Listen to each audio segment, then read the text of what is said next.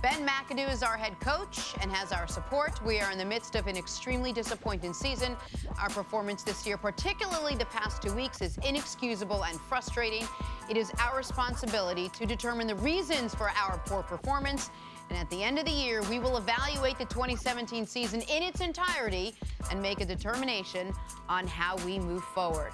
So, Cris, Canty, I ask you, are the Giants making a mistake by sticking with Ben McAdoo and trying to finish up this season with their guy as head coach? Jenna, McAdoo has got to go. Now? He's got to go. Yesterday? And listen, I understand the Giants have a certain way they like to do business. They don't want to have to fire a coach in the middle of the season. Yeah. But we all have to agree that this team has way too much talent to start out 1-8, right? Yeah. Yep. All right, so coming off of one of the worst home losses in franchise history, that game against the Rams, a game in which you had 3 turnovers, you allowed a block punt, and you gave up a 3rd and 33 for a touchdown, you would think that you would have a little bit more urgency going out to San Francisco to try to get a win.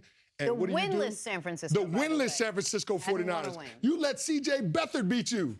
Giants should be ashamed of themselves. This is one of the defensive units that was elite last season, the second-ranked scoring defense last year. They didn't force the San Francisco 49ers to punt until 6 minutes in the fourth quarter. The fact that this team has regressed the way that it has, it's not just a matter of losing games, but it's what it looks like. The fact that they have regressed to this point tells you that something has to be done. You got to make a change because you have 7 games to go, and if you keep Ben McAdoo in place right now, there's no hope that it's going to get any better. I apologize for everything I said about your Knicks 5 minutes ago. Preach, my man. Thank you so much. So here's the point that you make about the last 2 games, to me, is a critical one and one that I really hammered yesterday.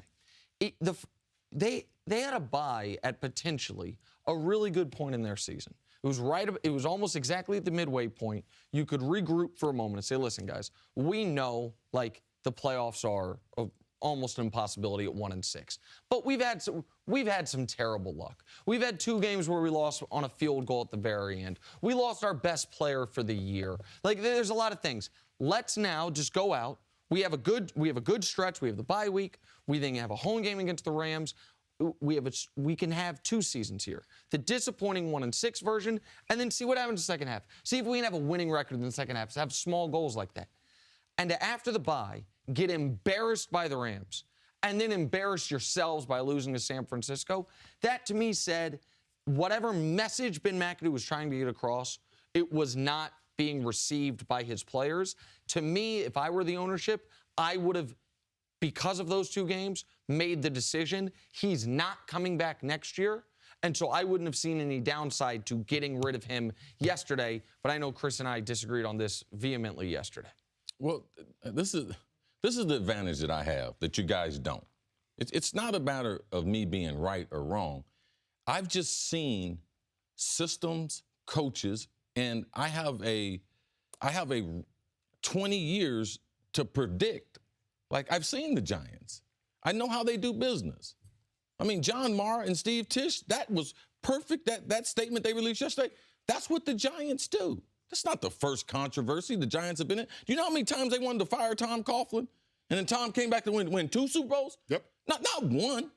He was fired before the first one. Oh, let's get rid of Tom Coughlin. Let's get rid of him. But the Giants, and this is their style, all right? They're very patient, all right? They don't let the public determine what they're going to do as far as their players or as far as their front office and their coaches. So it wasn't as if I looked into some big crystal ball and been like, you know something, the Giants aren't playing that bad. They can get the season turned around.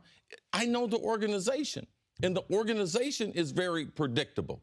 Yes, this season's over with, but you don't gain anything. So I was not surprised with the press release yesterday. And what you talked about in San Francisco, that has a lot to do with the defense. So now we're going to blame the head coach who has an offensive background based on the defense. They're getting paid a whole bunch of money, and they're not playing well. They have a former head coach as their defensive coordinator, Spagnuolo, all right? So him, McAdoo, and probably Jerry Reese, the general manager, all of them will probably get fired after the season, but you don't gain anything with them at the position they're in right now by firing them. So it's not a matter of me being right or wrong. It's just I know the Giants, and it would have been totally uncharacteristic of them to fire him yesterday. And that's what my prediction was based on. And CC, I hear you on the Giants not gaining anything by firing Ben McAdoo today, but here's what you're in danger of losing. First of all, let's talk about the fan base. Did you see MetLife Stadium 2 weeks ago when the Rams rolled into town? I mean, the stadium was half empty.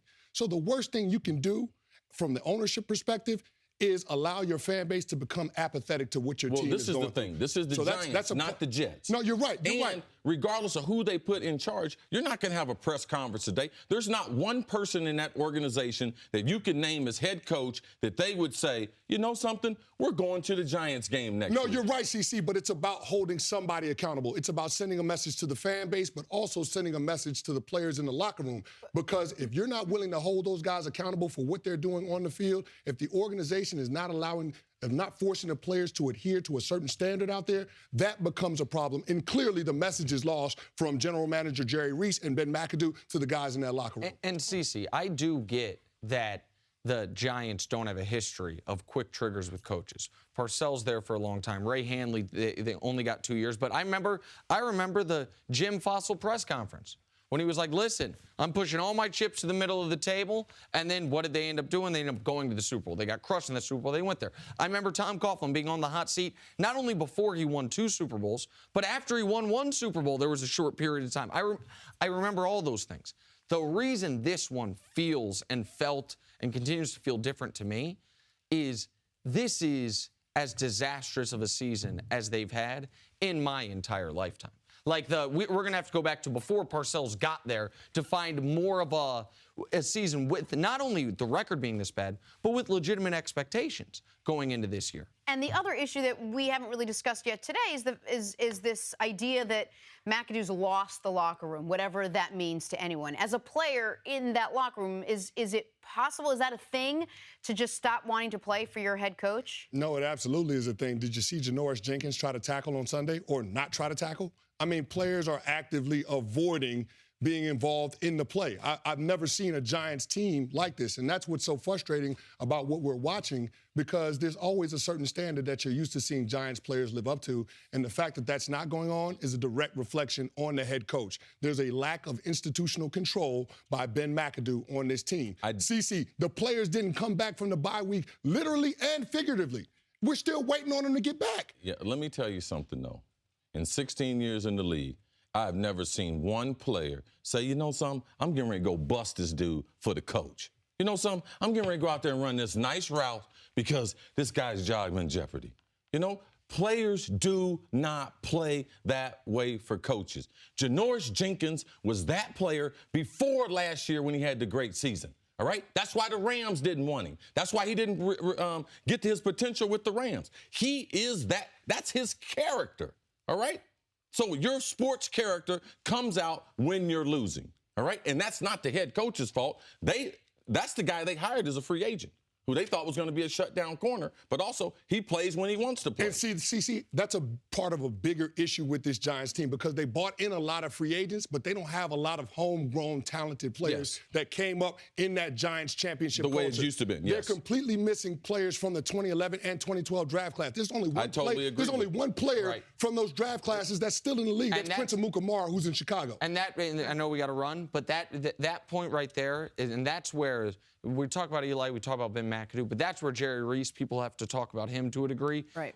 2011 and 2012 draft class, those guys should be in the primes of their career. Those would be guys in year 6 and year 7. Like, I know you always say the average NFL career is 3.4 years, but for the great players, it's longer. You know what I mean? This is the prime of your career.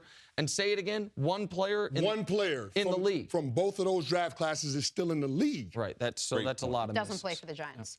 Thanks for watching. Subscribe here to get the latest from the show. Also, be sure to check out more of the best clips from First Things First, or go watch a few segments from our other shows on FS1.